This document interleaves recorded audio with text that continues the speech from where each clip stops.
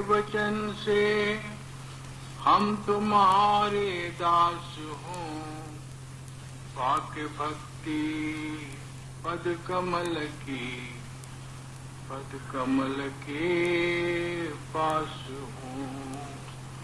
गुरु ब्रह्मा गुरु विष्णु गुरुर्देवो महेश्वरा, गुरु साक्षात् परब्रह्म तस्मै श्री गुरुवे नमः। गुरु भगवान दोनों खिले खड़े, किसको करूं नमन, शरणागत गुरुदेव की भगवन दिए मिलाए। राधा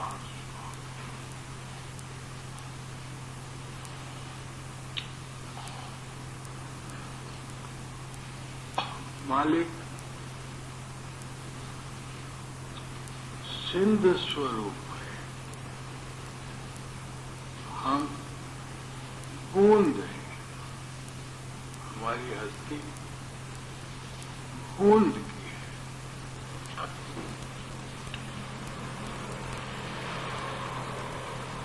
सूरत रूप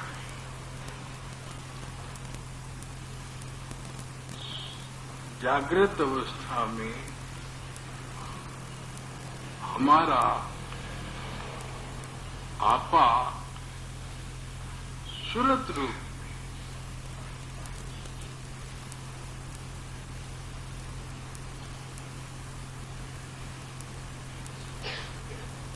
और सारे शरीर में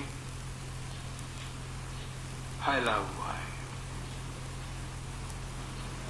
जैसे दूध में मक्खन है,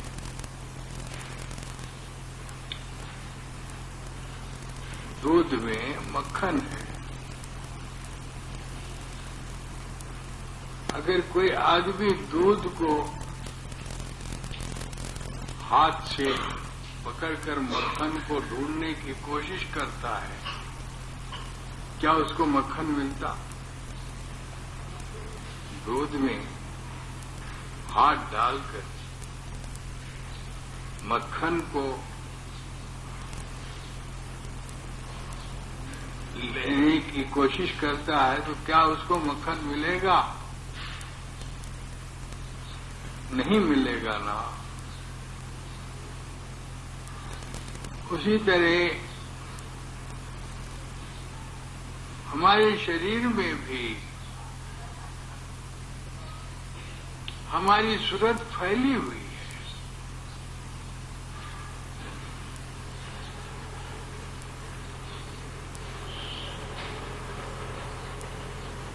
इस सूरत को इकट्ठा करना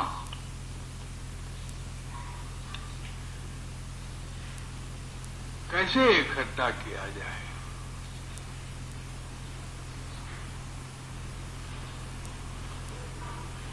सूरत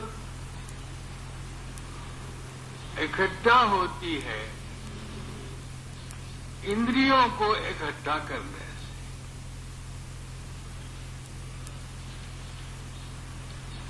एकाग्रता से। तुम एकाग्रता कहाँ? यहां रूमच। एक पत्थर है,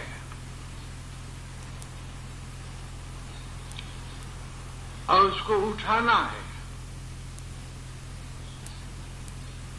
तुम पकड़कर उसको यहां पर उठाने की यहां पर कोशिश करते हो। तो हाथों से पत्थर तो पकड़ते हो, लेकिन उठाने के वक्त तुम यहां अपनी पेशानी में बल दे के उठाते हो, नहीं पत्थर को। दो हाथों से पकड़ के अपनी पेशानी में।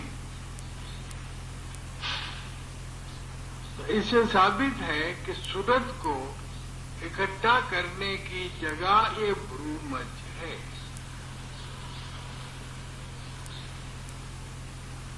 मन को एकाग्र करने की जगह हमारा भ्रूमध्य है। जहां सूरत इकट्ठा होती है। बच्चा है, उसको मैथमेटिक्स का एक सवाल दे दिया गया, वो सोचता है, दो आंखें बंद करके सोचता है, सोचकर फिर तुम्हारा हिसाब कर देता है। तुमको कोई चीज याद नहीं है, तुम आंखें बंद करके सोचते हो कि नहीं सोचते? दो आंखें बंद करके सोचते हो। तो हमारे इंद्रियों को इकट्ठा करने की जगह ये भ्रूमध्य है, और यही ईश्वर का मुकाम है।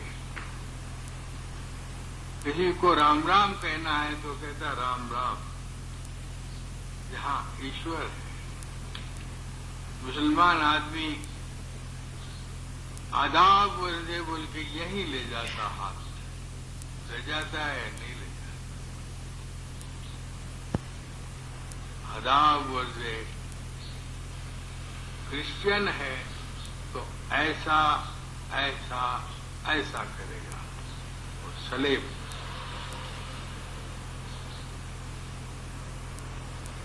तो सूरज को इकट्ठा करने का मुकाम हमारा भ्रूमध्य है, और संत मत भी कहता है कि ये गुरु के चरण हैं। गुरु के चरण ये नहीं है। अगर हम लोग महापुरुषों के चरणों पे पड़ते हैं, उनके चरण छूते हैं, ये इसलिए कि अहंकार को खत्म कर। अहंकार आदमी जो है गुरु के पास जब आता है तो सर चरणों पर रखता, utterly surrender in him, surrender हो गया। असल में गुरु के चरण ये है,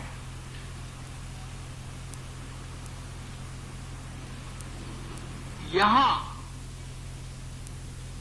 एकाग्रचित होकर आगे बढ़ो।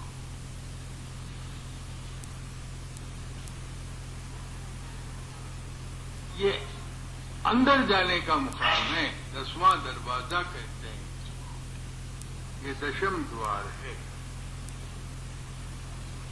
2 आंख, 2 कान, 2 नाक 6, 1 जुबान 7 और 2 नीचे के दरवाजे 9, और ये है दशम द्वार। जिसने अपने जिंदगी में दशम द्वार नहीं खोला, उसके प्राण 9 दरवाजों में से किसी एक से चले जाएंगे। जिसने अपने जिंदगी में 10वां दरवाजा नहीं खोला, ये रुद्र नेत्र का मुकाम है। दादा स्वामी मठ में इसी दरवाजे को सुमिरन ध्यान करके खोलने की हिदायत है। बस यही नामदान है। हम आधा घंटा, घंटा, सवा घंटा बैठकर सुमिरन ध्यान करके इसी दरवाजे को खोलते हैं। जब ये दरवाजा खुलता है तो 9 दरवाजे बंद हो जाते हैं। अब 9 दरवाजे बंद हो जाते हैं और जो सूरत हमारी लघु रूप में फैली हुई है वो इकट्ठा हो जाए, इकट्ठा हो जाए। वहां पर फरियाद करो, उस जगह पर मन को एकाग्र करके मालिक को बुलाओ। अगर तुम यहां बुलाओगे मालिक नहीं सुनेगा, तुम्हारी आवाज अनसुनी हो जाएगी। मालिक को बुलाना है तो दशम द्वार को खोल के बुलाओ। जब दशम द्वार खुलता है तो 9 दरवाजे बंद हो जाते हैं। आगे सूक्ष्म शरीर स्थूल है,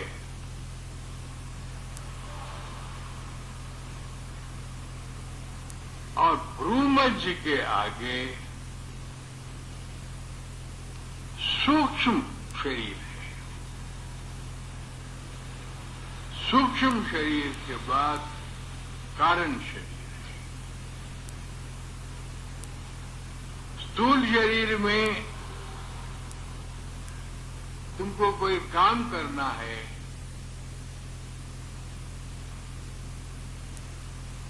तो तुमको बहुत मेहनत करनी पड़ेगी। ये स्थूल शरीर है, लोग मेहनत करते हैं, मजदूरी करते हैं।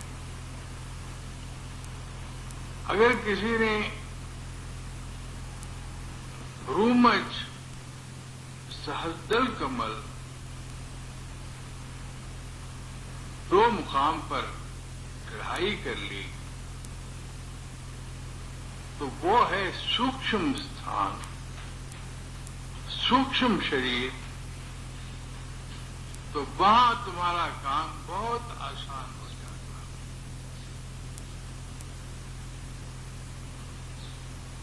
तुम्हारी संकल्प शक्ति काम करती है। अभी आपने सुना,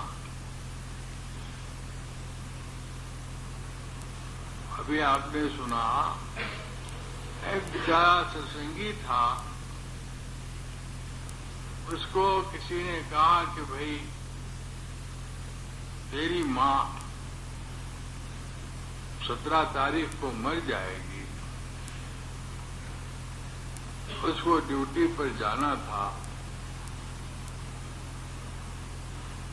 अब वो सोचने लगा मेरी मां 17 तारीख को मर रही है, मैं ड्यूटी कैसे जाऊं। और वो ड्यूटी ऐसी थी कि अगर उस तारीख पर वो नहीं गया तो नौकरी से उसको निकाल देंगे। वो चक्कर में पड़ गया। तो इधर मां को देखूं या उधर ड्यूटी देखूं।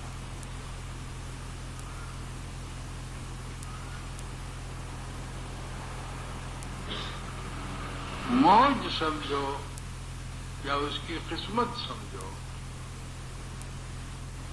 महाराज जी के दर्शन हुए। क्योंकि महाराज जी स्थूल और सूक्ष्म और कारण देश के धनी थे। 3 लोगों के धनी थे और 3 लोगों के अंदर सैर करते थे। उन्होंने कहा कि भाई जा, तू तेरी नौकरी जाएगी, तू चले जा। अगर तेरी मां मरती है, मरेगी या नहीं मरेगी हमको क्या पता। अगर मर गई है तो हम उसका दाह संस्कार कर देंगे। खामखा क्यों अपनी नौकरी खो देता है। नौकरी जाएगी कि तुझ पर मुसीबत आएगी। क्योंकि ये आध्यात्मिक महापुरुष रवि को तेज घटे नहीं, जो घन जुड़े घमंड संत वचन पलटे नहीं, पलट जाए ब्रह्मांड। हालांकि महाराज जी को महाराज जी की शक्ति का पता नहीं। महाराज जी ने कहा अगर मर भी गई तो तू बेफिक्र है, हम उसका दाह संस्कार कर देंगे। वो चला गया। 17 तारीख गुजर गई, उसकी मां नहीं मरी, उसकी नौकरी वहां लग गई। ये क्या था? उस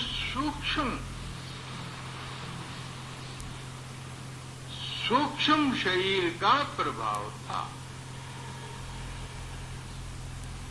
दुनिया वाले स्थूल शरीर में ही रहकर मर जाते हैं, खप जाते हैं। स्थूल शरीर में चूंकि तुम्हारी ताकत 26,000 नसों में बटी रहती है, तुम स्थूल शरीर में कुछ नहीं कर सकते। तुमको प्रकृति के आधार पर रहना पड़ेगा। प्रकृति के आधार पर रहना पड़ेगा। आदमी बड़ा बलहीन होता है, स्थूल शरीर वाला।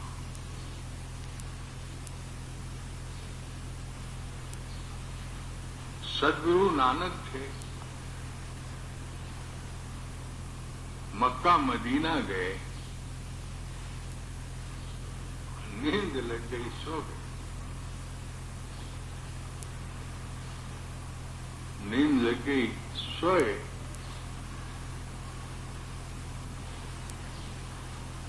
तो उनकी जहां मक्का मदीना की मस्जिद थी, उस तरफ पैर करके सो गए।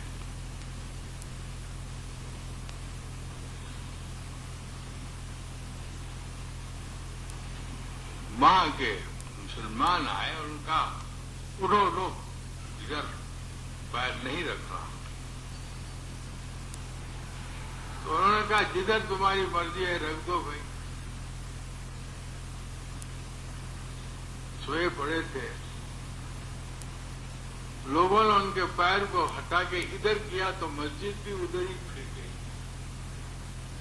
यह है रूहानी ताकत। दुनिया रूहानी ताकत को नहीं जानती है। सारा दिन शरीर और शरीर के कारोबार में ही मरती है। शरीर में रहकर जहां ये शरीर हज शेरा राकुन ध्रुवे मिजाज एहतियाजस्त एहतियाजस्त एहतियाज, दाता दयाल कहते थे। शरीर में रहोगे, मोहताज रहोगे।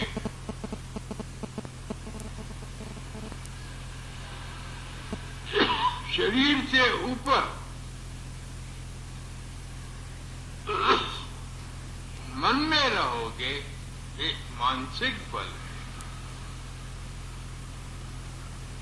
शरीर बल से ज्यादा मानसिक बल, और मानसिक बल से ज्यादा आत्मिक बल। अब कहते हैं मोह नहीं छूटता, काम नहीं छूटता, क्रोध नहीं छूटता। क्या करूं महाराज, मुझे क्रोध आ जाता है। लोग क्यों भाई गुस्से में क्यों आते हो? वो कहते महाराज मुझे क्रोध आ जाता है, मैं कोशिश करता हूं, लेकिन जैसे जैसे आप अगर साधन संपन्न हैं और भाग से आपको कोई अच्छा महापुरुष मिला है और उसने रास्ता बता दिया आपको, तो जो आदमी फलक सैर कहते हैं आसमान में सैर करने वाला, ये हमारा आसमान है। तो जो शख्स ऊपर रहता है, न उसको काम सताता, न लोभ सताता, न मोह सताता, कुछ नहीं। काम, क्रोध, मद, लोभ, मोह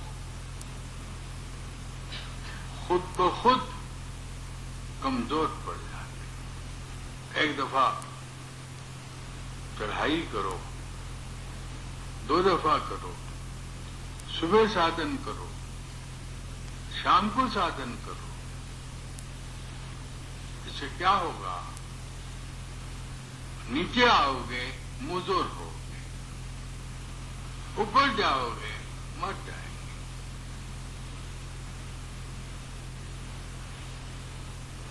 ऊपर जाओगे, कहते हैं, शेर कहता है शायद, ये खामोशी कहां तक, कुछ लज्जत और सरूद पैदा कर। जमीन पर तू हो पर तेरी सदा हो आसमानों पर। दुनिया जानती नहीं है।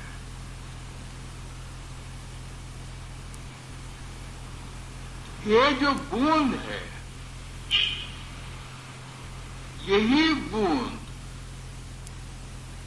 समंदर से ऊपर मिलती है।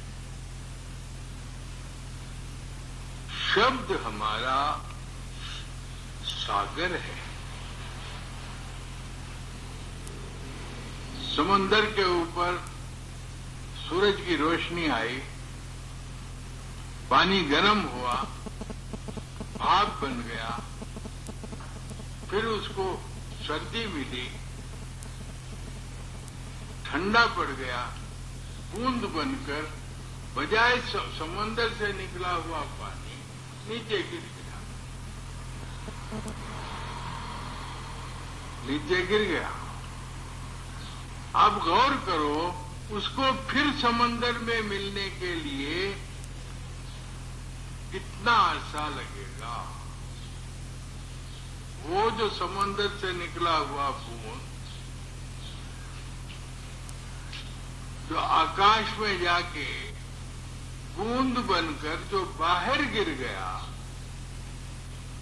फिर समंदर में गिरने के लिए कितना अरसा चाहिए? वही हाल हमारा है। हम परमात्मा से जुदा हो गए।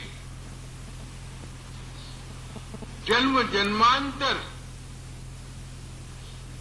पता नहीं कब हमारा भाग जागे और फिर हम परमात्मा में मिले। ये हमारा निर्वाण है। निर्वाण है, निर्वाण पद है। संसार ने बहुत रास्ते बताए, बहुत रास्ते बताए। उन रास्तों के ऊपर हमको सच्चा रास्ता नहीं मिला।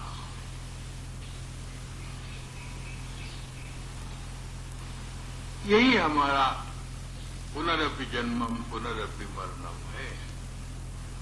इसलिए फकीर ने, संत मत ने आसान आपको तरीका बताया कि ये मुकाम जो भ्रू मध्य का है, यहां पर बैठो और सुमरन ध्यान करो। 1-2 मंजिल चढ़ोगे तो तीसरी मंजिल पर ऊपर से आवाज आकर तुम्हें ले जाएगी। आकाश से, तुम्हारे आकाश से यहां से आवाज आएगी, तुम्हें ले जाएगी। ऊपर जाओगे तो मैला छट जाएगा, नीचे आओगे तो गंदगी में पड़ोगे। बस यह तुम उड़ चलो, तुम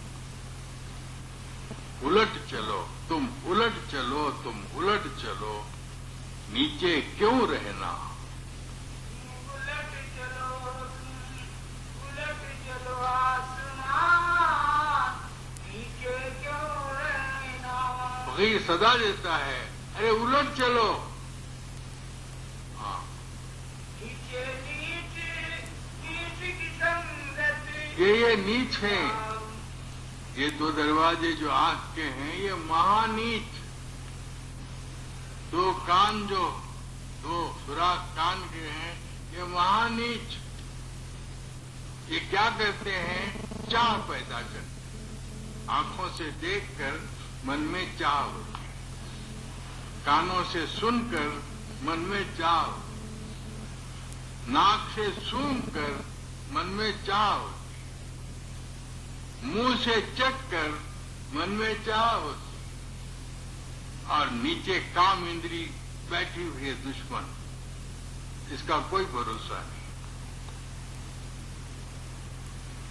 चाह चमारी नीच नीच, तू नीचों की नीच, मैं तो ब्रह्म स्वरूप था, चाह न आती बीच। अगर ये नहीं होते तो मैं ब्रह्म स्वरूप था, है ना? तुम उलट चलो, तुम उलट चलो।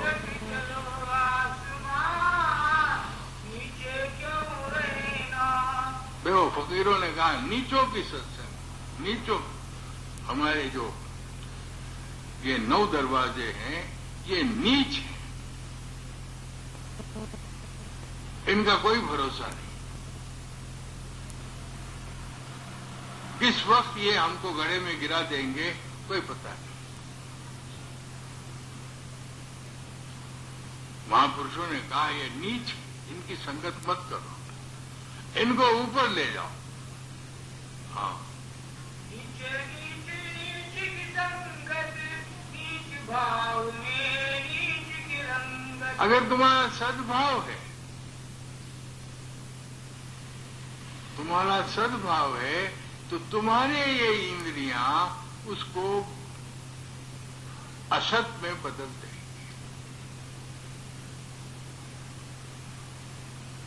श्रृंगी ऋषि था, बहुत जबरदस्त अभ्यास है श्रृंगी ऋषि,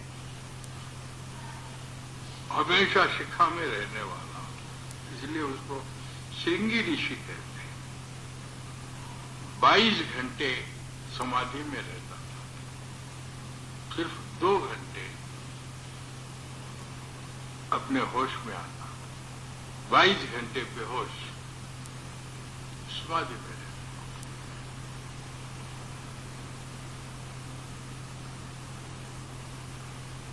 उस जमाने में महाराजा दशरथ अयोध्या में राज करते थे। उन्होंने कैकेयी, सुमित्रा और कौशल्या 3 शादियां की। 3 शादियां करने पर भी उनको कोई संतान नहीं हुई।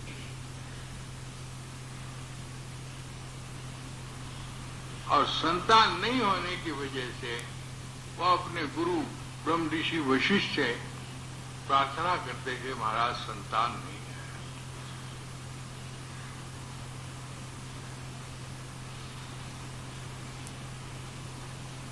तो ब्रह्म ऋषि वशिष्ठ ने कहा कि भाई तूने 3 औरतें करके अपने वीरज को नष्ट कर दिया है, अब तुझे संतान नहीं हो।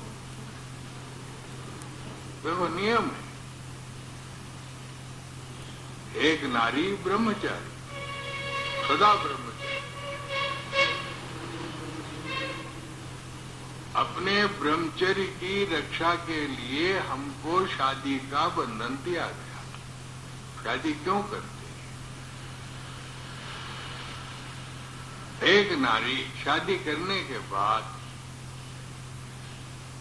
हर पति प्रण करता है कि मैं अपनी स्त्री के सिवाय दूसरी सारी स्त्रियों को मां या बहन या बच्ची की भाव से देखूंगा। विवाह जो है, विवाह का बंधन जो है ब्रह्मचर्य सूत्र है।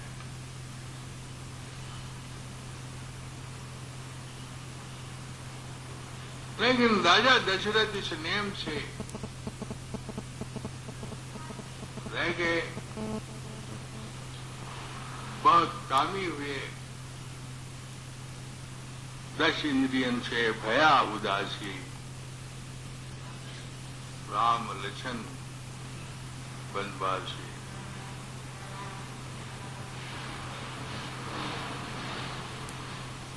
तो राजा दशरथ को ब्रह्म ऋषि वशिष्ठ ने कहा, अब तुम 12 बरस तक जंगल में रहो और जंगल की हवा, जंगल का फल खाओ और जंगल का पानी पियो। अपक्व आहार, हम जो खाना पका के खाते हैं ना, इस पका के खाने से नहीं पका के खाना जो अपक्व होता है वो ज्यादा बलवान होता है। अपक्व आहार, जंगल का पानी, दरख्तों के फल। तो कहते हैं राजा दशरथ 12 साल तक जंगल में रहा। किसी स्त्री को उस जंगल में जाने की इजाजत नहीं थी। राजा दशरथ ने किसी स्त्री को देखा नहीं और पूरा ब्रह्मचारी होकर आया। ब्रह्म ऋषि वशिष्ठ ने देखा। हाँ, ब्रह्म ऋषि वशिष्ठ ने कहा कि भाई मैं गृहस्थी हूं, मेरे 100 लड़के हैं, मेरे आशीर्वाद से आपको संतान नहीं हो। मैं तुम्हें श्रृंगी ऋषि के पास ले जाता हूं। श्रृंगी ऋषि जो है ब्रह्मचारी है और 22 घंटे समाधि में रहता है, महा बलवान है, वहां ले जाता है। तो राजा दशरथ और श्रृंगी ऋषि ब्रह्म ऋषि वशिष्ठ दोनों गए। वो समाधि में थे। थोड़ी देर के बाद उनकी समाधि खुल गई। वक्त था उनके पास। ब्रह्म ऋषि वशिष्ठ ने उनको नमस्कार किया। राजा दशरथ ने साष्टांग नमस्कार किया। कहा महाराज, ब्रह्म ऋषि वशिष्ठ ने कहा महाराज, ये राजा दशरथ हैं और इन्होंने 12 वर्ष तक तप किया है, जंगल में रहे, ब्रह्मचर्य को इन्होंने फिर से पा लिया है। आशीर्वाद दीजिए कि इनको पुत्र हो। तो श्रृंगी ऋषि को अपने तप का बड़ा घमंड था। होता है ना घमंड। श्रृंगी ऋषि ने कहा कि तू आशीर्वाद दे, मैं क्यों दूं? तो राजा दशरथ जो है कहा, अन्न तू खाता है, मैं नहीं खाता। उसको बड़ा अपने ब्रह्मचर्य का गुरूर था, घमंड था। लेने को हरिनाम है, देने को अनुदान, करने को है दीनता, बूढ़न को अभिमान। बस अभिमान आया, गिर गया। तो राजा दशरथ ने देखा इसको इतना अभिमान है, चले गए। राजा दशरथ ने गांव गांव दंडोती दी कि जो कन्या श्रृंगी ऋषि का पतन करेगी उसको 5 गांव इनाम में दिए जाएंगे। सारे नगर में गांव गांव में दंडोती फिट गई। तो एक ब्राह्मण कन्या थी, उसने राजा दशरथ के दरबार में आकर कहा कि मैं श्रृंगी ऋषि का पतन करूं। आसान काम नहीं है।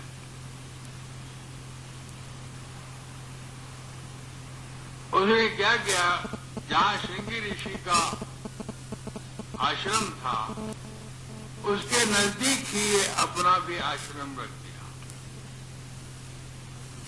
और जब श्रृंगी ऋषि ध्यान में रहते थे वो अपना गाना बजाना शुरू करते थे, नाचते। 6 महीने तक वो नाची, लेकिन श्रृंगी ऋषि का ध्यान नहीं टूटा।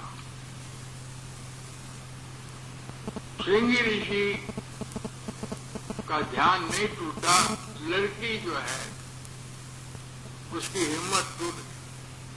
उसने अपने पिता से कहा कि पिताजी मैं नहीं कर सकती, अब चलो घर।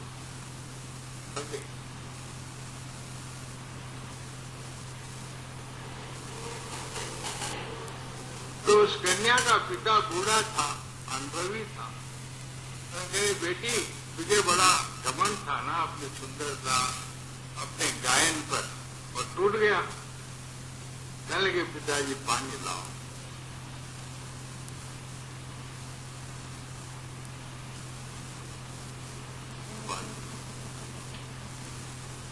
मेरा घमंड टूट गया बेटी। उसने कहा पिताजी मैंने तो 6 महीने कोशिश की मगर मेरे से नहीं हो सका। उसने कहा अच्छा बेटी हिम्मत नहीं हारना, मैं तरकीब करता हूं। तो श्रृंगी ऋषि जहां तप करता था वहां एक बेल का वृक्ष था और 22 घंटे की समाधि के बाद वो 2 सूखे बेल पत्र खाता था। क्योंकि समाधि में रहने के बाद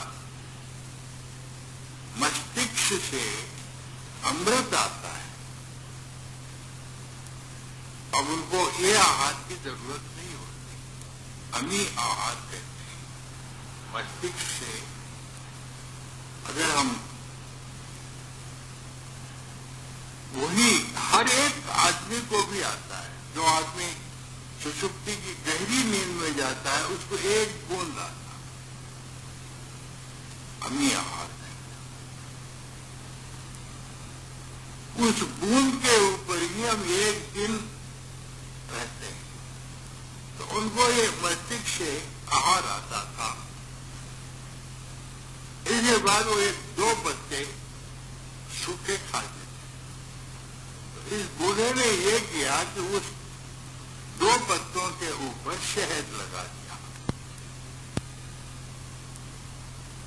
तो श्रृंगी ऋषि वो 2 पत्ते खाए पहले दिन।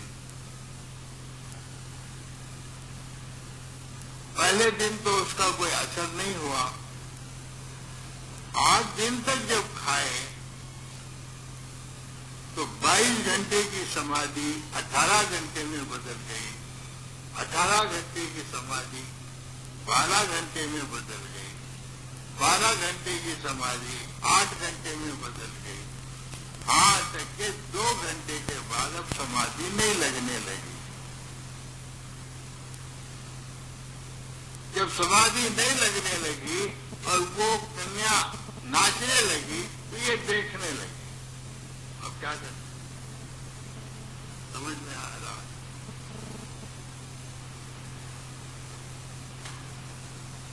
अब वो क्या करने लगी, ये जब देखने लगे तो बंद कर दी नाचना। नाचना बंद कर दी। तो ये बंद कर दी तो ये बेचारे उतावले तो थे ही, उसके पास गए, उसके पास बोले नाचो। तो नाचना क्यों बंद कर, एक नौकर हूं क्या, मेरी तबीयत आई मैं नाचूंगी, मैं तेरी नौकर थोड़ी हूं। इसके बाद उसका स्पर्श हुआ और श्रृंगी ऋषि पतित हो गया, उस ब्राह्मण कन्या के साथ विवाह कर दिया। श्रृंगी ऋषि के 4 बच्चे हुए। ब्राह्मण कन्या ने बोली महाराज रोज खाते हो सो जाते हो, ये 4 बच्चे हैं, मैं कहां तक मेहनत करके आपको खिलाऊंगी, चलो महाराजा दशरथ के पास, वहां कोई नौकरी कर लो। तो चलो बोले, तो यहाँ एक बच्चा, यहाँ एक बच्चा, इस हाथ में एक बच्चा, इस हाथ में एक बच्चा, 4 बच्चे लेके चले गए दशरथ। तो श्रृंगी ऋषि ने देखा ये राजा दशरथ वही है जो एक दफे मेरे आश्रम में आया था। वो ख्याल आ, जब ख्याल आ गया, ओह मैं कितना गिर गया, बच्चों को पटक कर चले गया, पता नहीं चला वो कहाँ गया क्या नहीं, फिर नहीं आया।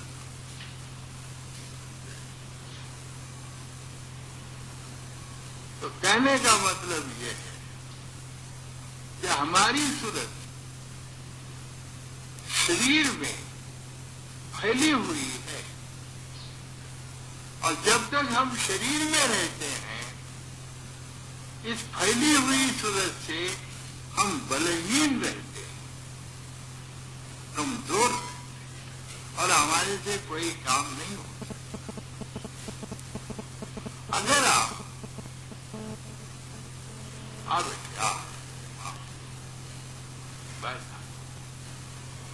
अगर हम उस ताकत को अपने ब्रह्मचर्य को कायम रखते हुए आधा घंटा यहां इकट्ठा करें, और यहां जो 10वां दरवाजा है उसको खोलने की कोशिश करें और आगे चलें, तो आज जो इंसान विकारी है, बीमार है, अपाहज है, वो देवता बन सकता है, वो देवता बन सकता है। उलुल अज़मान दानिशमंद जब करने पे आते हैं, समंदर फाड़ देते हैं, बहुत से दरिया बहाते हैं। इंसान क्या नहीं, सिर्फ इतना घर छोड़ने की जरूरत नहीं, बाल बच्चे छोड़ने की जरूरत नहीं, एक आधा घंटा सुबह, आधे घंटे से घंटा भर, एक आधे घंटे से घंटा भर शाम, 2 घंटे अपनी सूरत को आसमानी बना दो जो जमीनी बनी है। देखो सूरतवंत हो जाओगे। कोई शब्द गुरु चरणन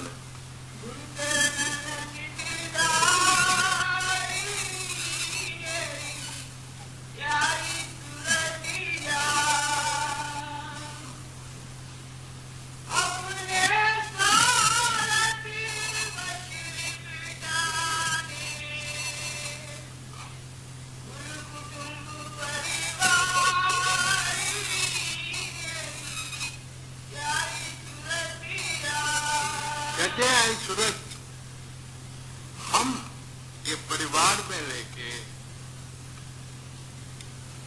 ये लोग जो हमारे स्वार्थी लोग जो हमसे लिपट गए, हमको साधन अभ्यास करने नहीं देते, इनको छोड़ो, इनके साथ मोह छोड़ो। इनको छोड़ो तो मतलब इनको मत छोड़ो नहीं, इनके साथ मोह माया छोड़ो और प्रेम से ऊपर चढ़ाई करो, अपनी ताकत को चिमटो। हाँ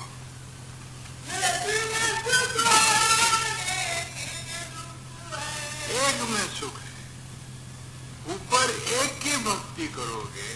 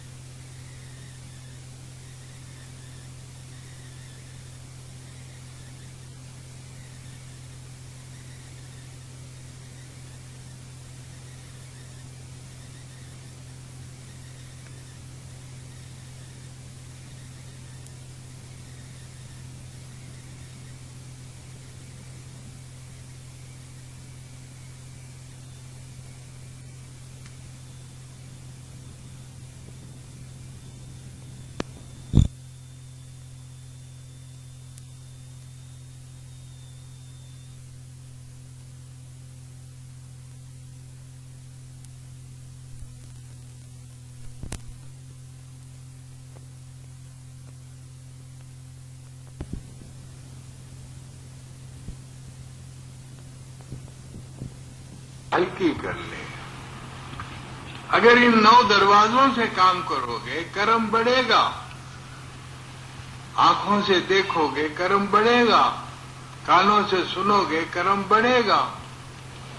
जिस वक्त तुम ध्यान करते हो, जिस वक्त तुम अपनी सूरत को रूमज में इकट्ठा करते हो, जब तुम्हारे 9 दरवाजे बंद रहते हैं, तो कितना तुम्हारा कर्म बच गया।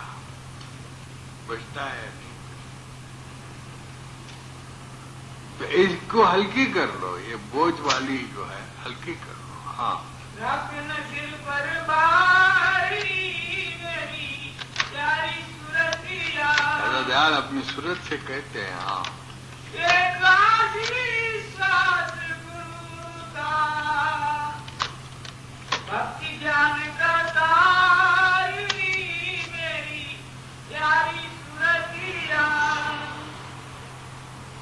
राधा संग चरण शरण बलियारी, भोला बंद के पारी मेरी प्यारी सूरतिया। तो ये सूरत है। सूरत क्या है? ये जो बूंद आती है ऊपर से और शरीर में फैल जाती है, तो जैसे दूध में मक्खन फैल जाता है वैसे फैल जाती है। उसको इकट्ठा करके आगे मन को एकाग्र करके यहां पर स्थिर करेंगे। ये हैं गुरु के चरण प्रकाश। गुरु के चरण असल में ये हैं। तो जिसने इन चरणों की भक्ति की उसका बेड़ा पार हो गया। बस।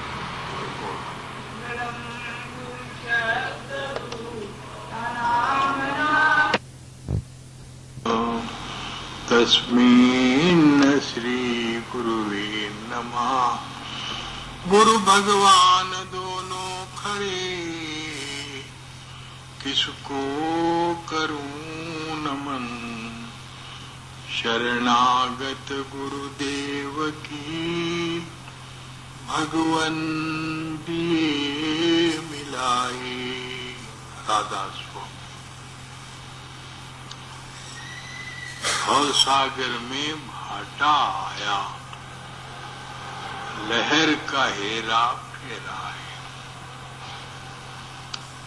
वो बह गया धार में उसकी, डाला जिसने डेरा है।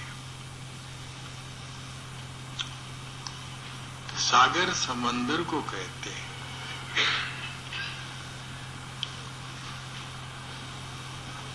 वो पानी का सागर है। और यहां दाता दयाल जी ने आपको भव का सागर बताया। भव क्या? विचार।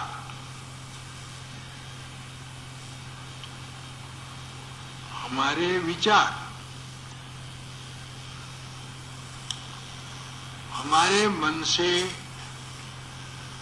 अनगिनत विचार निकलते हैं क्षण क्षण में।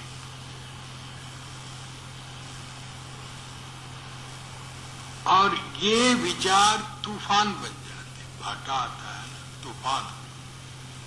बांग्लादेश में तूफान आया, कितने लोग मर गए, कितने लोग बेघर हो गए। उसी तरह हमारे मन में भी क्षण क्षण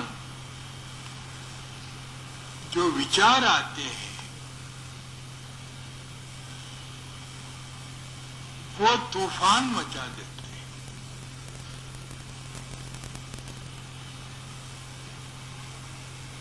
और हम बर्बाद हो जाते हैं, फिर पछताते, रोते, दीवार से सर को मार देते। हमारे मन में तूफान आता है। कभी कभी ये तूफान इतने जोर का होता है कि आदमी आत्महत्या कर लेता, बस खुदकशी कर लेता। दुनिया में कितने लोग हैं। तो तुम ये भवसागर है कहां? ये है हमारा मन। हर एक आदमी के अंदर मन का एक भवसागर है। और इसको जब तक के शांत नहीं करोगे, सुख चैन की जिंदगी बसर नहीं होगी। इसमें तूफान को ना आने देने की जिम्मेदारी तुम्हारी है। इसमें तूफान ना आए।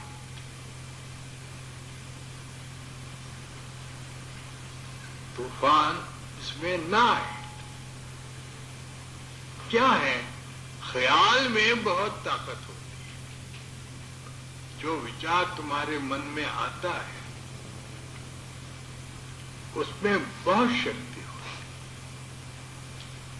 तो ये विचार साधारण आदमी में भी आता है,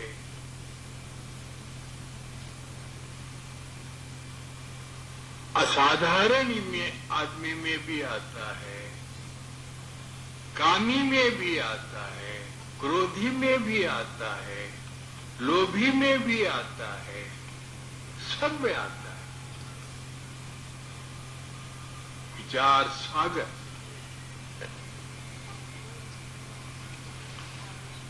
मन है ये समुंदर। इस मन को समझने की कोशिश करो।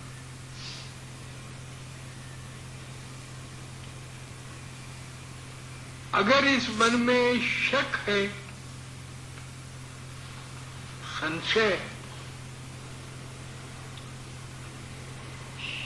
संशय शोक, संशय दुविधा और चतुराई, ये अज्ञान विकार, बस ये विकार है इसके शब्द। मन में संशय आ गया,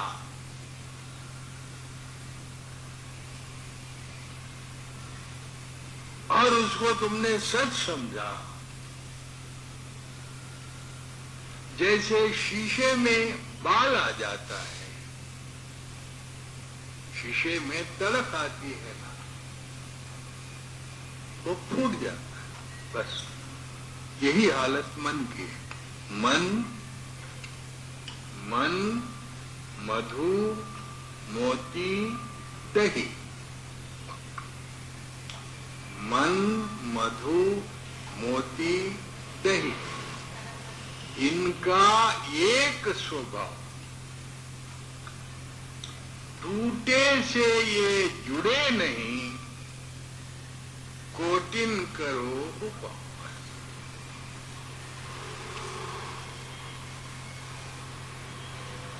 अगर मन टूट गया फिर जुड़ता नहीं।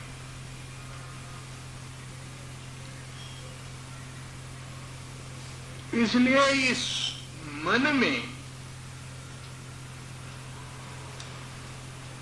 हमको शांति मिले,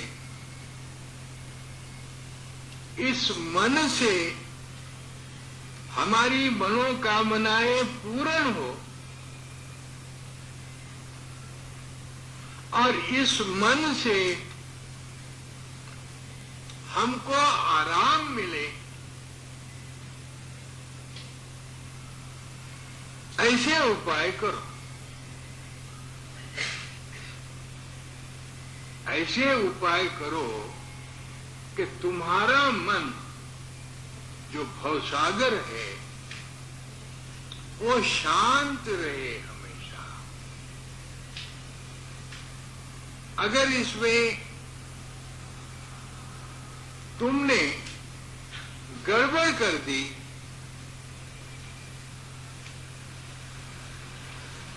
और इसके अंदर तूफान आ गया, तुम्हारी जिंदगी बर्बाद हो जाएगी। भवसागर में बाटा, सागर में बाटा आया, लड़ गए राकेरा, बह गया जो तार की राह में डाला अपना डेरा। जिसने अपना घर उसके धार की राह में डाला वो तो बह जाएगा। तो वो राह कौन सी है? वो राह कौन सी है? मन को, मन इंद्रियों के का राजा है।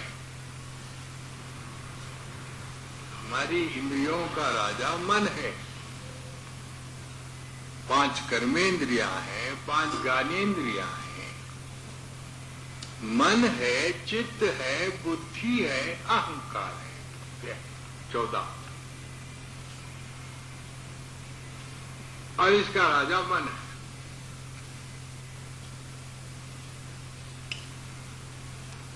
आंखों ने गड़बड़ कर दी, आंख ने गड़बड़ कर दी, तब भी इस भवसागर में बाटा आ सकता है। मालिक ने तुमको आंख दी है और तुमने उस आंख को डिस्टिंग्विश राइट फ्रॉम रॉन्ग, भले और बुरे की तमीज नहीं रखी।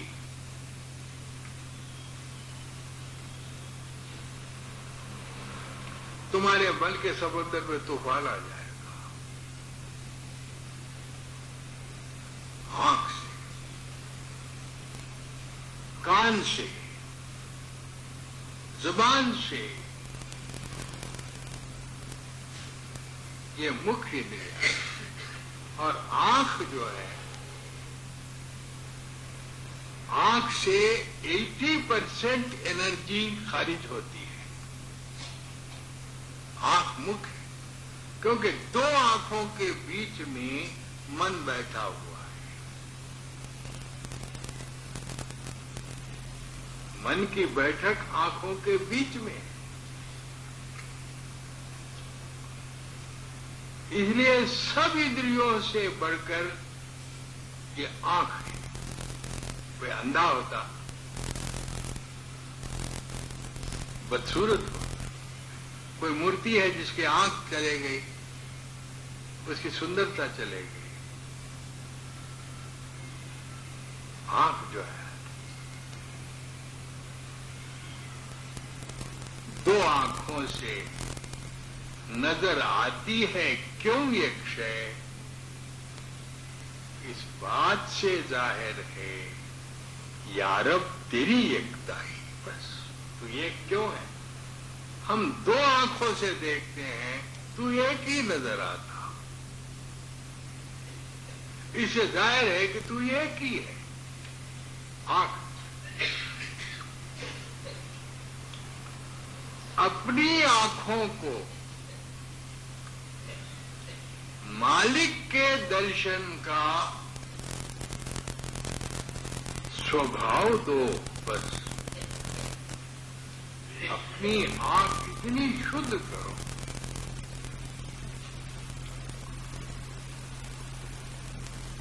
जिसकी आंख भगवान को देखती है, उसकी आंख बीमार को शफा कर देती। फकीर अपने आंखों को भगवान को देखते रहता। वो जब किसी बीमार पर नजर डालता है तो बीमार की शफा हो जाती। आना के खाक राह बनजर कीमिया कुन, कहते हैं फकीर तुम्हारे आंखों में कीमिया है, मिट्टी सोना हो जाती है। देखो तुम्हारे आंखों में कितनी बरकत है। क्यों? अगर इस दोनों आंखों से तीसरी आंख को तुम घंटा, आधा घंटा, सवा घंटा उस मालिक की खोज में देखते रहोगे,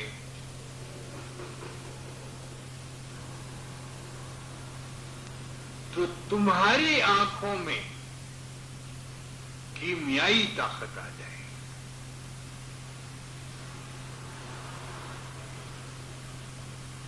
अगर तुम इन दोनों आंखों से,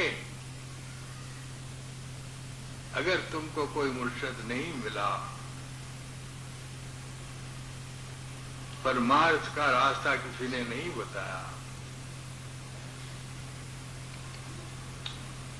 और ये संसार को ही देखते रहेंगे इन आंखों से, हम करते हैं ना, सुबह से शाम तक हम करते क्या? हमारी आंखें संसार को ही देखती है ना। तो फिर इन आंखों में कीमियाई ताकत आएगी। तुम उस समंदर की लहर को रोक सकोगे?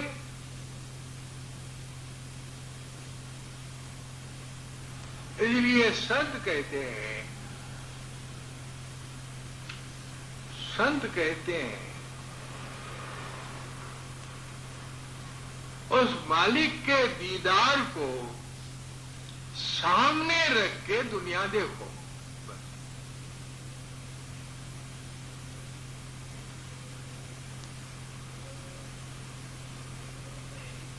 तो गोसाई वो थे, अंधे थे, क्या नाम उनका, संत अंधे थे, सूरदास। सूरदास अंधे थे और सूरदास ने एक सुंदर स्त्री को एक सुंदर स्त्री थी, वो सूरदास जी की भक्ति के लिए आ गई। कहने के महाराज मुझ पर दया कीजिए। तो सूरदास ने उसकी सुंदरता की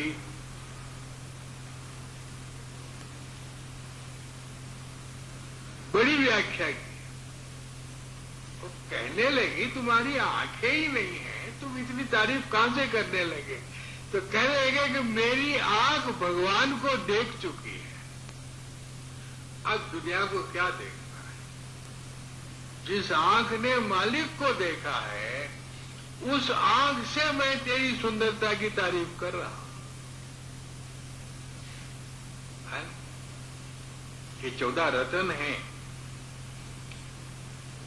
5 कर्मेंद्रियां, 5 ज्ञानेंद्रियां, मन, चित्त, बुद्धि, अहंकार, ये 14 रत्न हैं।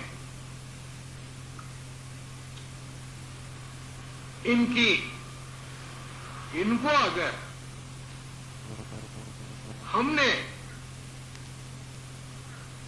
उस मालिक के ध्यान में लगाया तो दुनिया तुम्हारी खुशहाल है। क्या जरूरत है? और जिसने साधारण लोग मालिक का ध्यान क्यों करते कि भाई हमको नौकरी हमारी कायम रहे, हमारे बाल बच्चे अच्छे रहे, हम कभी बीमार न हो, हमको रोज अच्छा भोजन मिलते रहे, यही ना मकसद? भाई भगवान की पूजा क्यों करते हो? कि भाई हम खुशहाल रहे बाल बच्चों के साथ, यही ना? मगर कोई ये नहीं कहता कि इन 14 रत्नों से हमें माया को जीतकर ब्रह्म की प्राप्ति करना है। कोई है किसी का मकसद है?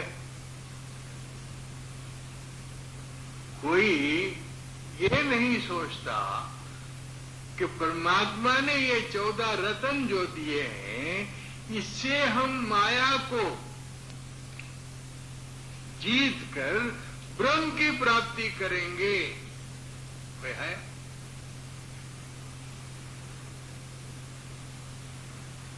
अरे क्यों? पूजा करने से घर में शांति रहती है भाई। पूजा करने से धन में धन आता है, कोई तकलीफ नहीं होती, यही रहता होता। मगर ब्रह्म की प्राप्ति खबर भी नहीं, मालूम भी नहीं।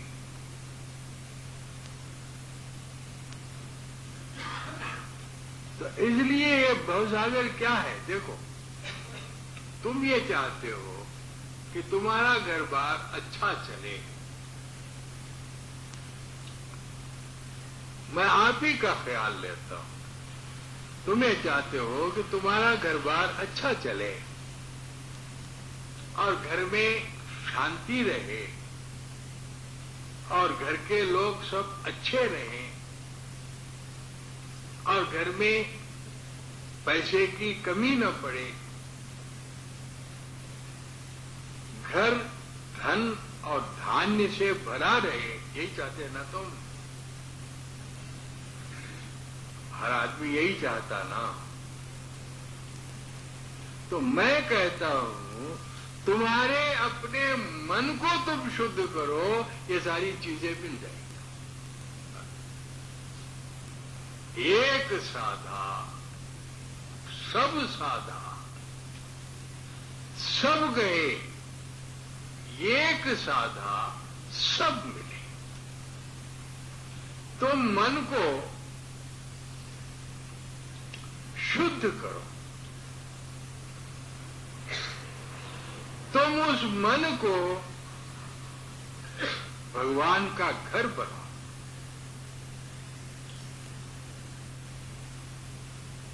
और ये सब मत मांगो। ये मांगना अच्छा नहीं। मांगन गए सो मर गए, मरे सो मांगन जाए। उनसे पहले वो मरे जो होत कहत है ना। ये मांगना अच्छा नहीं। तुकाराम महाराष्ट्र का कहता है, भिक्षा पात्र अवलंबने जड़ो लाज लाजिरवाणी, जगा घालावे साकडे, हेची अभाग्य रोकडे। भीख मांगना, अरे हम देते हैं तुमको, मांगते क्यों? जिस वक्त मन में शुभ विचारों का संग्रह होता है और शुभ विचार जिस मन में होते हैं, शुभ कर्म करते जाते हैं और शुभ कर्म का फल मीठा होता है। बस तुम कुछ मत करो, मन में शुभ कामना रखो, बस देखो तुम्हें मिलता। मन में शुभ कामना रखो।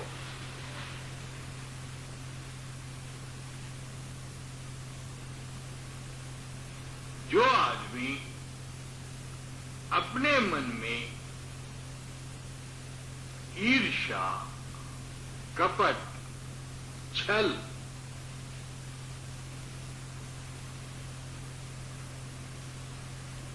मन में रखता है, वो हमेशा दरिद्री रहता है। बस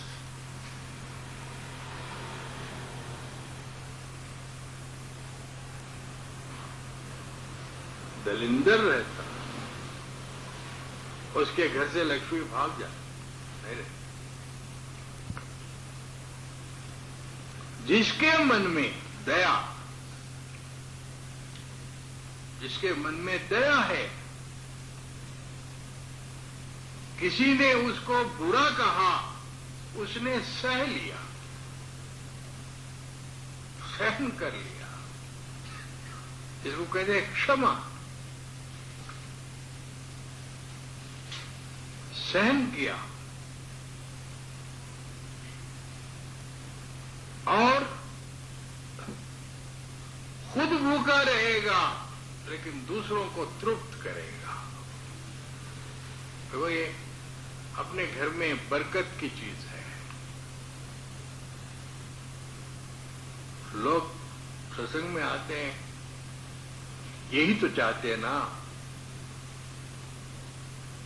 तुम अपने मन को ठीक कर लो, तुम्हारी दुनिया ठीक हो जाएगी।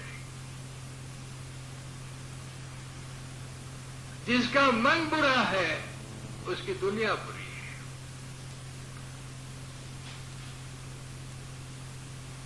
मन पवित्र रखो। भवसागर क्या है? ये हमारा मन है। और सबसे अच्छी बात यह है कि जो परमात्मा की खोज करता, हर रोज साधन संपन्न है। जिस तरह तुम दफ्तर का काम करते हो, जितना काम हो जाता है करके बाकी काम रखते हो या नहीं रखते, उसी तरह जो लोग साधन संपन्न हैं वो क्या करते हैं? वो साधन मार्ग में चलते रहते हैं। किसी दिन उनको रास्ता जरा दुर्गम होता है, रास्ता साधन में चला नहीं जाता, फिर भी गिरते पड़ते चलते हैं, फिर भी। और किसी दिन उनको आनंद से रास्ता मिल जाता, बड़ी खुशी होती। तो इस तरह से जो साधु होता है तो उसका जो सागर है और सागर है, उसमें कभी भाटा नहीं आता, उसमें कभी भाटा नहीं आता।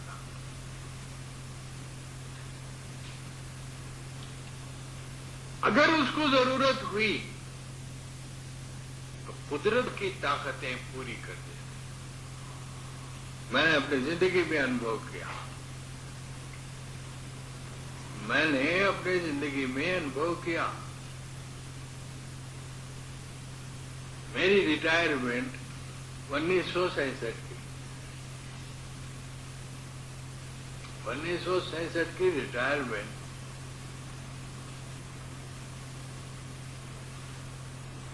और बच्ची की शादी, बच्ची की शादी,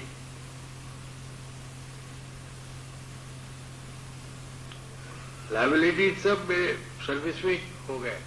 सर्विस के बाद शायद लड़कों की शादियां हुई, लड़कियों की शादियां तो इसी में हुई। और मेरे पास कुछ नहीं, मैं साधन अभ्यास करता, सत्संग करता था, कंटोनमेंट गार्डन में सत्संग करता था और साधन अभ्यास में रहता था।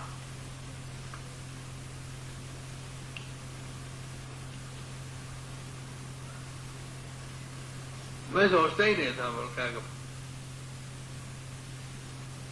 होगा। चलो, मेरे मामू थे, क्या करोगे, कैसा करोगे?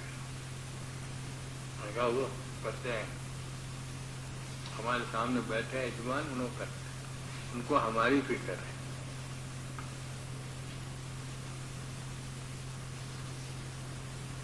पंद्रह रोज शादी।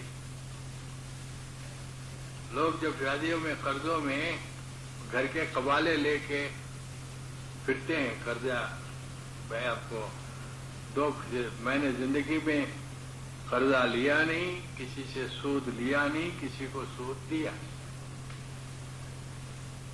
मैंने अपनी जिंदगी में किसी से कर्जा लिया, मगर मुझे खुद सामान पैदा हो गया कर्जे का। सत्संग में बैठे हुए थे, गुरु ईश्वरया थे, भगवान उनकी आत्मा को सुखी रखे, वो कहाँ है आज? उनका महाराज आपके बच्ची की शादी, तीसरी बच्ची की शादी है, सुना हूं मैं। हाँ हाँ बोले शादी है। फिर कैसी शादी होगी, क्या होगी? करते हैं, हम उनका काम करते हैं, वो हमारा काम करते हैं, बस। और गुरु ईश्वरया ने बेचारा लोकल शंकरा भी मर गया, स्वर्गवास में है। उनको बोला महाराज को जितने पैसे की जरूरत है, सोना तो मैं लेके दे देता हूँ, सब तुम दे दो। और महाराज मैं आपको मुफ्त नहीं दे रहा हूँ, पेंशन होगी, ग्रेजुएटी आएगी, मेरा पैसा दे देना, बस। न लिखना न पढ़ना। क्या कुदरत ने मेरी जरूरियात को पूरा नहीं किया? अब आप देखो, मैं साधन करता था, सत्संग करता था, अपने मन में सद्भाव रखता था,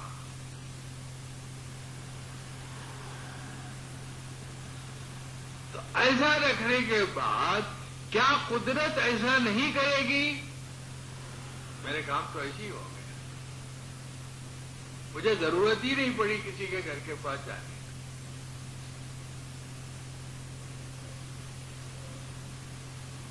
किसी से मांगने, कुदरत तुम्हारी जरूरियात को पूरी करती है, मगर तुम रास्ते पर रहो, रोज साधन करो। ये नहीं, ये जो तुम पूजाएं करते हो या अभिषेक करते हो, ये सब शुभ कर्म है। असली रास्ता सुरक्षा योग का है। भगवान अपने अंदर है। पिंड, ब्रह्मांड, परब्रह्मांड और सत्पर, उस मालिक को खोजो। एक शब्द है, खोज री अपने पिया को घट में, निकल सकता है। तुम कुछ मत करो, ये तुम्हारा विष्णु सहस्र नाम, ये आपका फला गोपाल सहस्र नाम, ये सब वर्णनात्मक नाम है, इससे कुछ नहीं होगा। चारित्रिक नाम है। राम का चरित्र था, उज्जवल चरित्र था, लोगों ने राम का नाम लिया, लेकिन हाँ, इससे थोड़ा फायदा है। क्या फायदा है? अच्छे बुरे कर्म करके जब प्राणी मरने लगता है और मरते वक्त उसके बुरे कर्म जो याद आते हैं, अगर इसकी आदत हो गई तो वो बच जाता है बस। लेकिन इसके बाद जैसा तुम्हारा कर्म है वैसा तुमको जन्म मिलेगा। इस वर्णनात्मक नाम से तुमको इतना ही लाभ है। इसलिए आदि संत कबीरदास महाराज ने कहा, ज्योत निरंजन, बस अलग निरंजन। अपने मालिक को ढूंढो।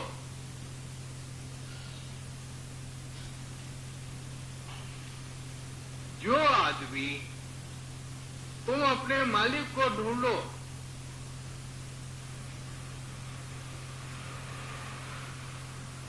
तुमको खुद मालिक उस हालत में पहुंचाएगा जिस हालत में तुम्हारा मन। देखो ना, मैं निजामाबाद का एलडीसी तहसील का एक एलडीसी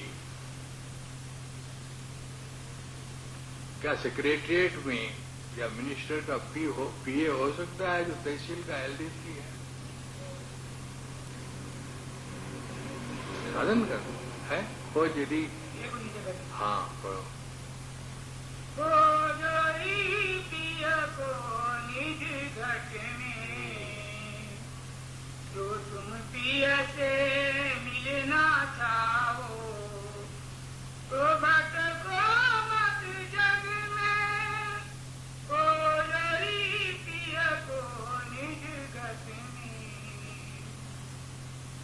तीरथ बरत कर्म आचारा, यह ठिकाने मग में।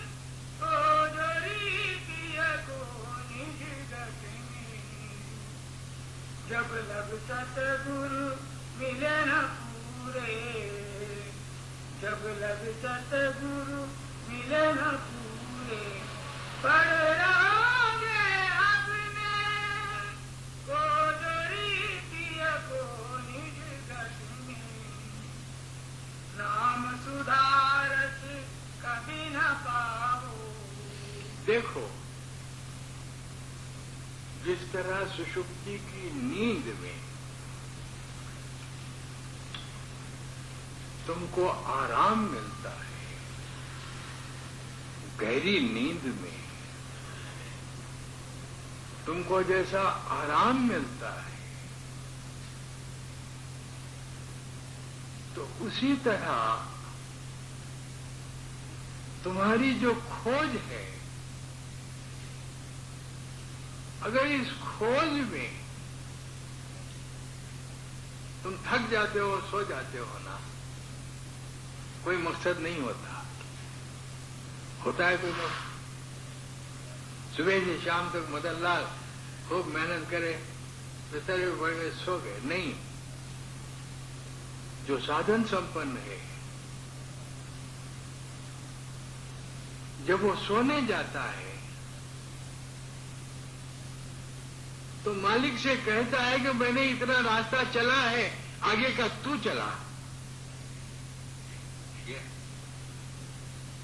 मैं इतना रास्ता चल कर आया हूं, आगे का तू चला और सुषुप्ति में चले जाता। जो आदमी खाली हाथ जाता है, जो आदमी 2 हाथ भर के ले जाता है, तो कौन भर के लाता है? जो भर के ले गया वाला, खाली हाथ वाला खाली हाथ आएगा। तुम तो सो गए। सोने के वक्त क्या मैंने सुबह से शाम तक बेशक गलतियां की हैं, मुझसे गलतियां हुई हैं और मुझसे अच्छे काम भी हुए हैं। मैं तेरी खोज के लिए, तुझे पाने के लिए अपने आप को निछावर किया। मैंने मेहनत की है। अब मैं इतना लाया हूं, आगे तू उसको पूरा कर दे।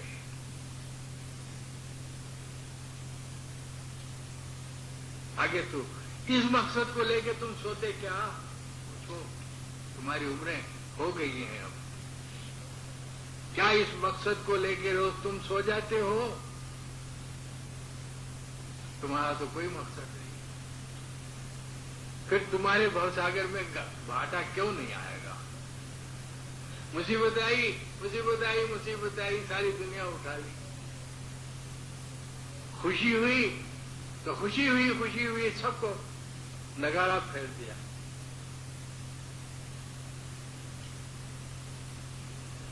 क्या ये जिंदगी है? इसलिए अपना साधन, जो लोग ये कहते हैं, अब देखो मैं दौरे में जा रहा हूं,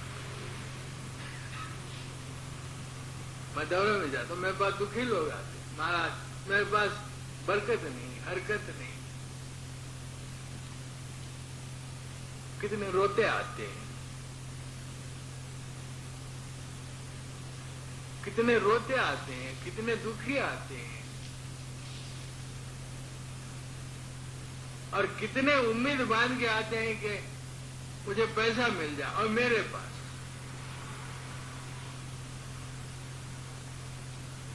क्या मैं किसी को दे सकता हूं? मैं सोचता हूं मैं किसी को दे सकता हूं। हां, दे सकता हूं। क्या? सद्भाव।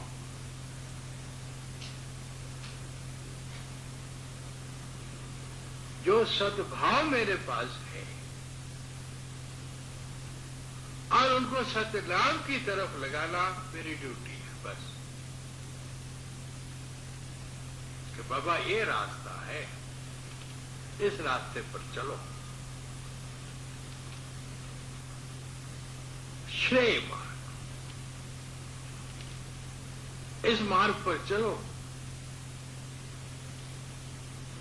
मैंने उधर से यहां गया था, जगतियाल में, जगतियाल गया था, हाँ गया था, हाँ बांसवाड़ा। एक औरत आई, 2 उसके अमला जमला लड़के हुए, वो दोनों लड़कों को मेरे पैरों पर डाल। मैंने कहा क्या बात है? तो कहने लगे महाराज मैं आई थी आपके पास वो संतान के लिए, और आपने कहा रोज सुबह 2 तुलसी के दल खाया कर, नमस्कार कर। बस अब चूंकि 2 तुलसी के दल खाती थी, ये 2 लड़के मुझे हो गए। अब देखो,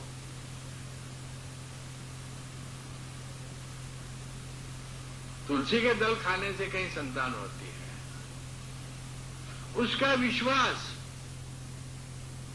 उसने मेरे बात को श्रद्धा, विश्वास, भाव से पकड़ा,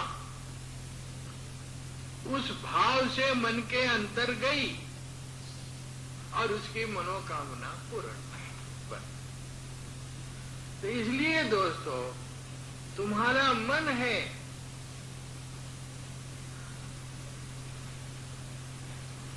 तुम काशी जाओ, द्वारका जाओ, भद्राचलम जाओ,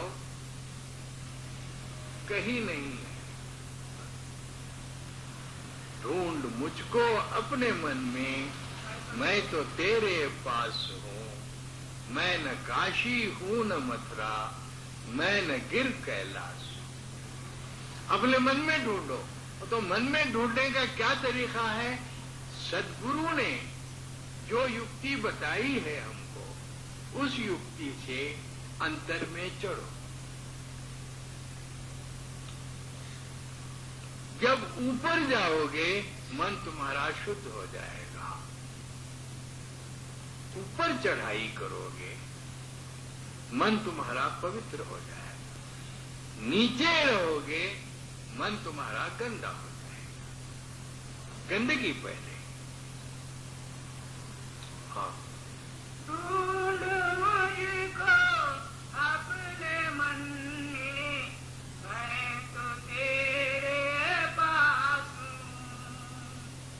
मैं न काशी हूँ न मथुरा, मैं न गिरी कैलाश हूँ। तू आ मेरा तो मैं भी एक तेरा बन गया। कर भरोसा तेरा मैं ही, तेरी सच्ची आस हूँ। तेरे भीतर मेरी बैठक, आँख से देख अब। मैं नहीं पृथ्वी की मूरत, मैं नहीं आकाश हूँ। जिस भरम में गया, निर्भ्रांत चित्त से शांत हो। आप मैं हूँ योग युक्ति, आप शक्ति।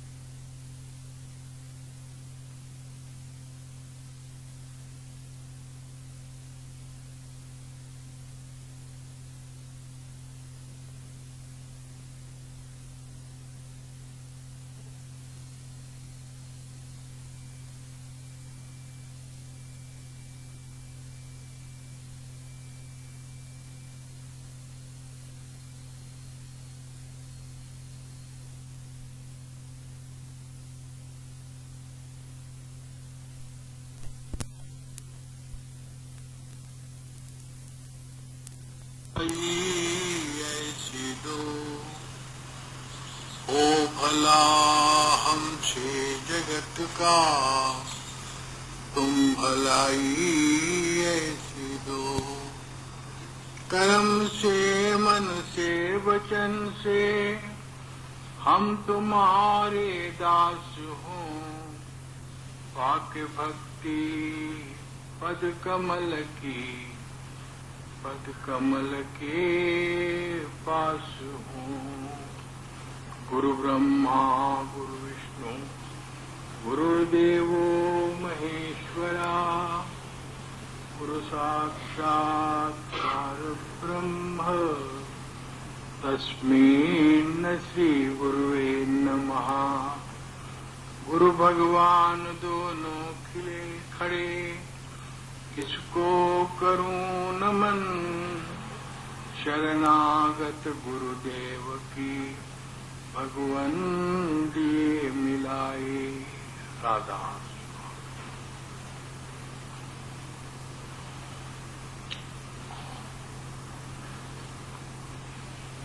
मालिक सिंध स्वरूप है। हम बूंद है। हमारी हस्ती बूंद की है।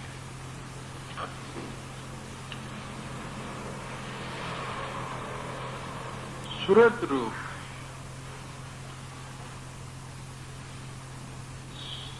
जागृत अवस्था में हमारा आपा सूरत रूप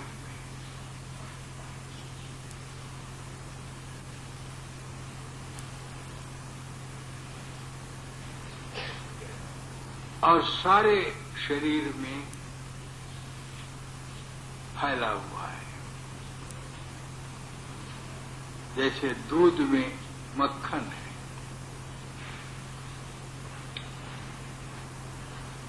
दूध में मक्खन है। अगर कोई आदमी दूध को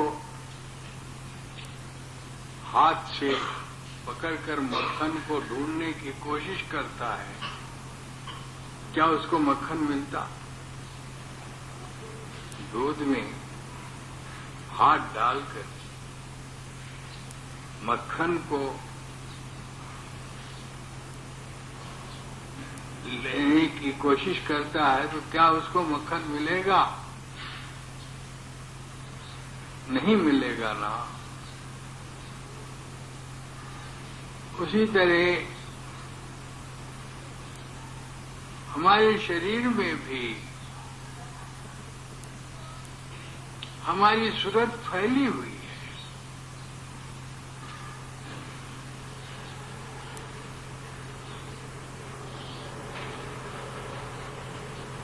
इस सूरत को इकट्ठा करना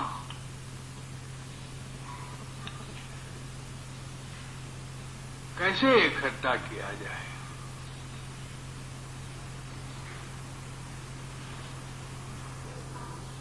सूरत इकट्ठा होती है इंद्रियों को इकट्ठा करने से,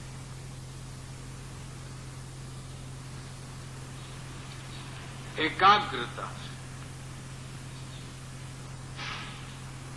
तुम एकाग्रता कहाँ? यहां रूमच। एक पत्थर है,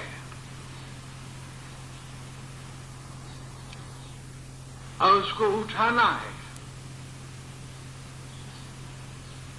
तुम पकड़कर उसको यहां पर उठाने की यहां पर कोशिश करते हो। दो हाथों से पत्थर तो पकड़ते हो, लेकिन उठाने के वक्त तुम यहां अपनी पेशानी में बल देके उठाते हो, नहीं पत्थर को दो हाथों से पकड़ के अपनी पेशानी में। तो इससे साबित है कि सूरत को इकट्ठा करने की जगह ये भ्रूमध्य है।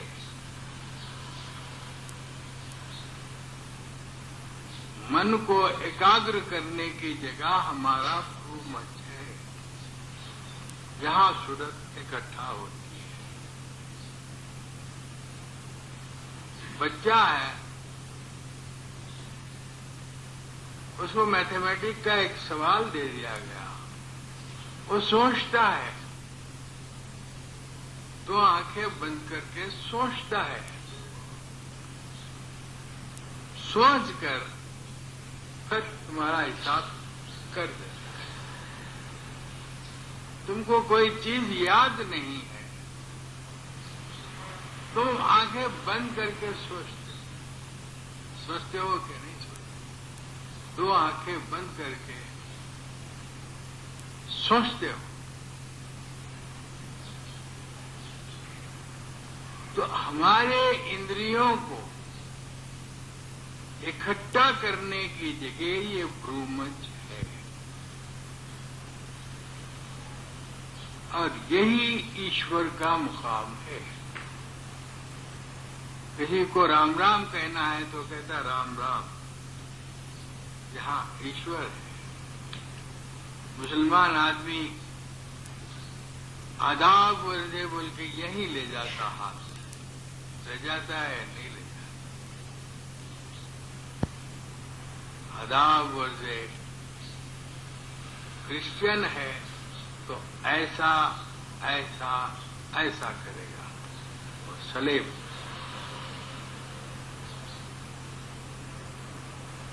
तो सूरज को इकट्ठा करने का मुकाम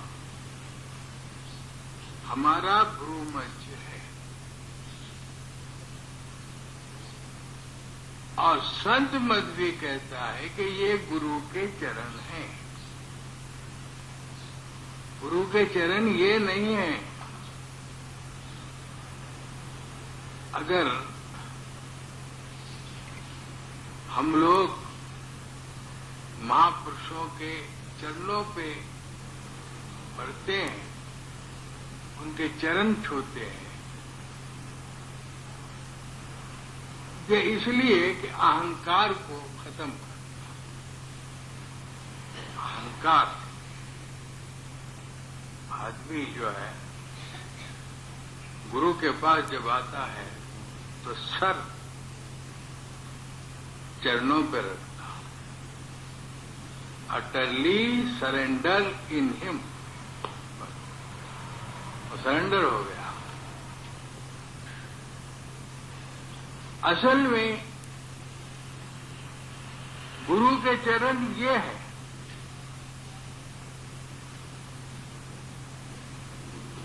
यहां एकाग्र चित्त होकर आगे बढ़ो।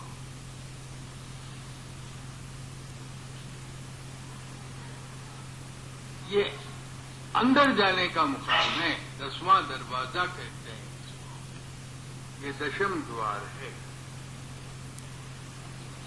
2 आंख, 2 कान, 2 नाक 6, 1 जुबान 7, और 2 नीचे के दरवाजे 9, और ये है दशम द्वार।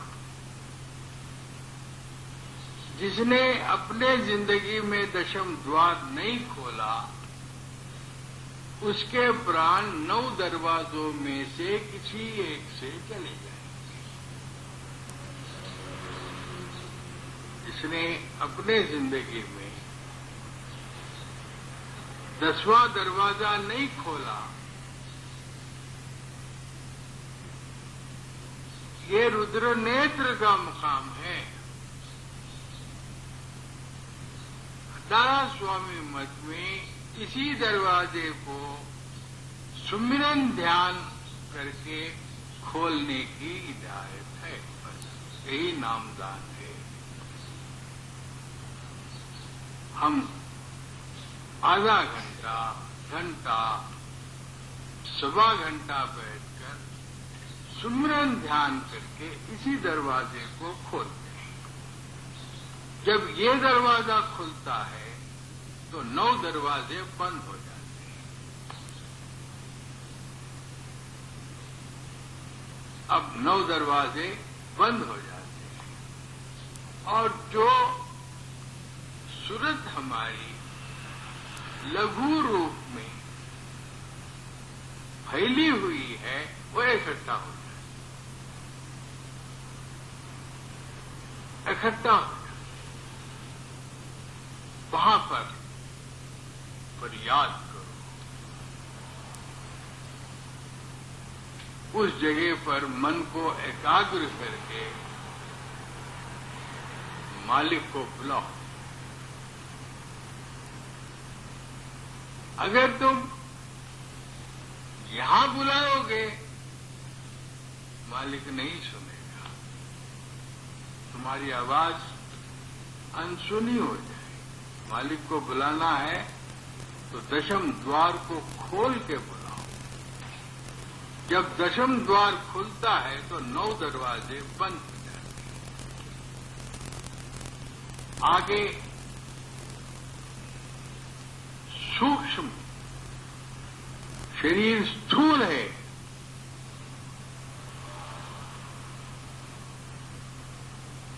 और भ्रूमध्य के आगे सूक्ष्म शरीर है। सूक्ष्म शरीर के बाद कारण शरीर है। स्थूल शरीर में तुमको कोई काम करना है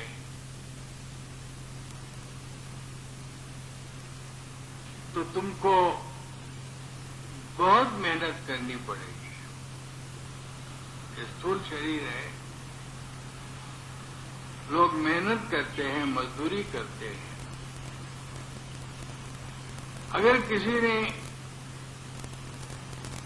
भ्रूमध्य, सहस्रदल कमल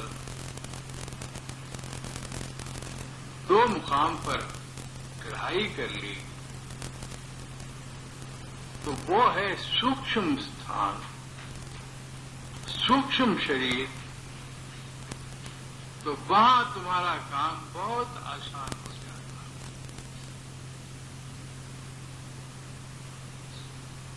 तुम्हारी संकल्प शक्ति काम करती है। अभी आपने सुना,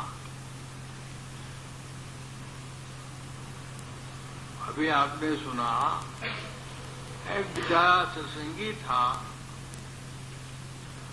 उसको किसी ने कहा कि भाई तेरी मां 17 तारीख को मर जाएगी। उसको ड्यूटी पर जाना था।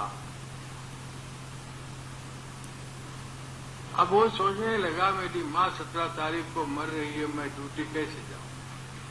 और वो ड्यूटी ऐसी थी कि अगर उस तारीख पर वो नहीं गया तो नौकरी से उसको निकाल देंगे। वो चक्कर में पड़ गया। तो इधर मां को देखूं या उधर ड्यूटी देखूं।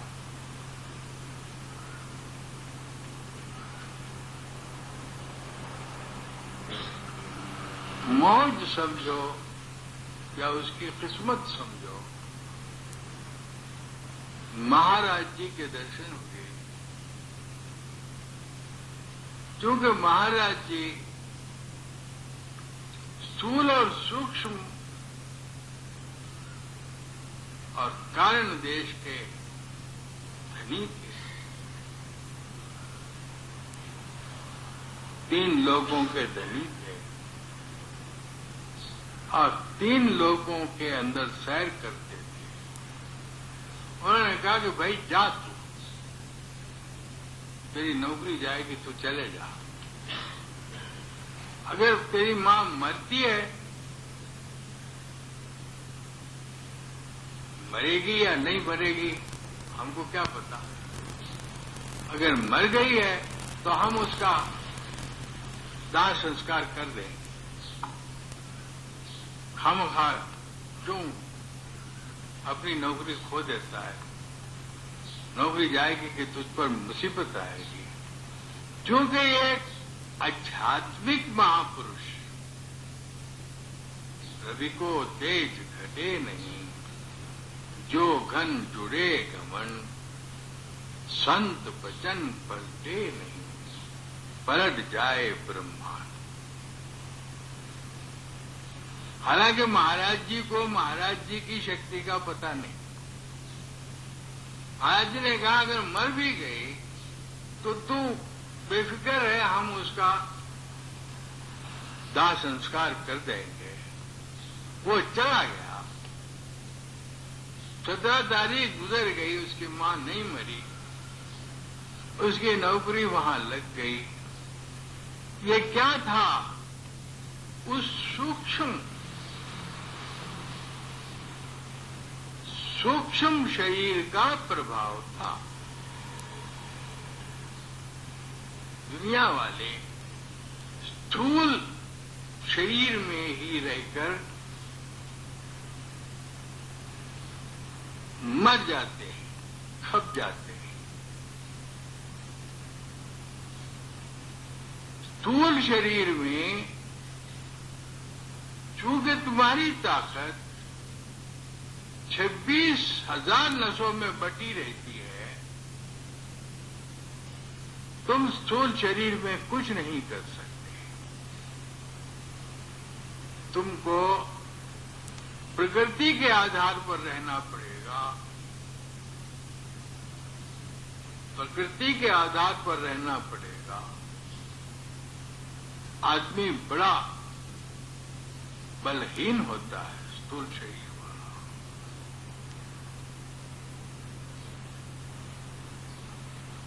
सद्गुरु नानक थे, मक्का मदीना गए, नींद लग गई, सो गए। नींद लग गई, सोए।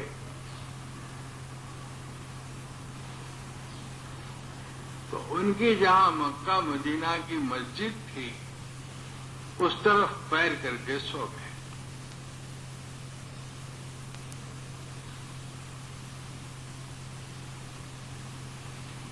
वहां के मुसलमान आए, उनका उठो उठो, इधर पैर नहीं रख रहा।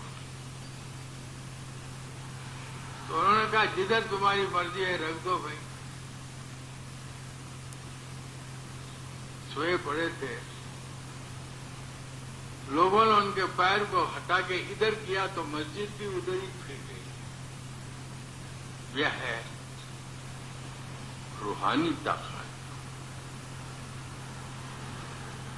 दुनिया रूहानी ताकत को नहीं जानती है।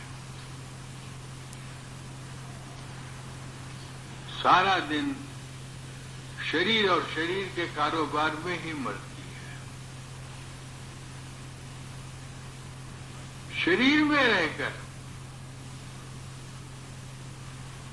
जहां ये शरीर हज शेरा राकुन ध्रुवे मिजाज एहतियाजस्त एहतियाजस्त एहतियाज दाता दयाल कहते थे।